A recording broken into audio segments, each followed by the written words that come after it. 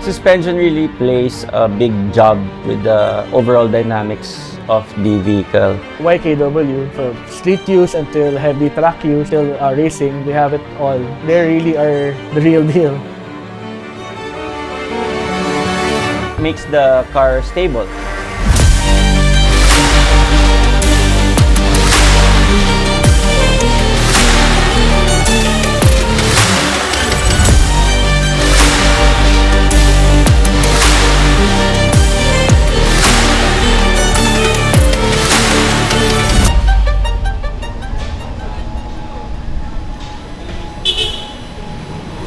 I'm Aga. And I'm Pao. And we are the owners of Autoholic Garage.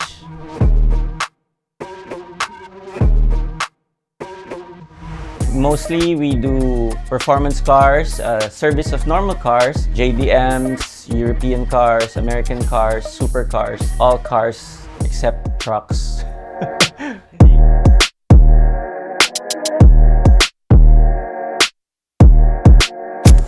Me doing the technical work, and then Paolo, so he test drives the cars. Technically, anything that we can improve on the cars.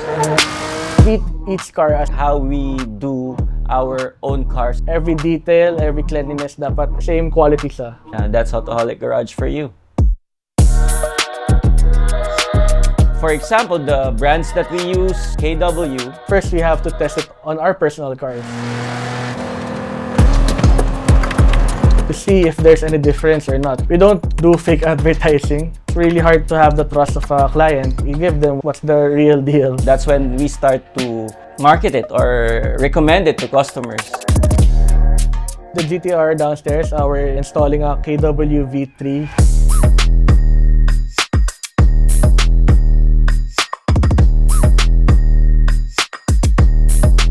All of our GT-R clients, that's their go-to. It's not just for the street, they can also use it for track days. It also has the HLS 2. That means it has a front lift. Gives you the freedom to use the car on those certain areas where you will need that extra height.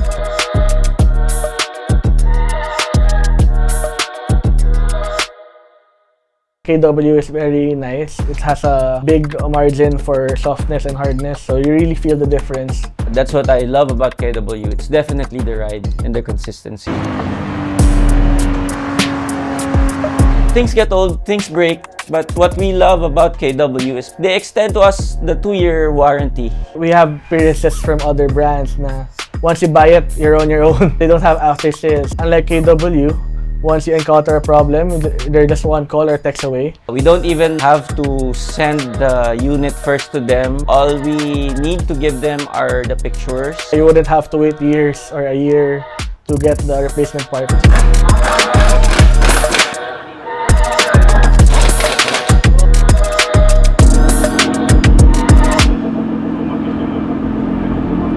Somehow, KW is a bit pricey. They won't regret what they paid for.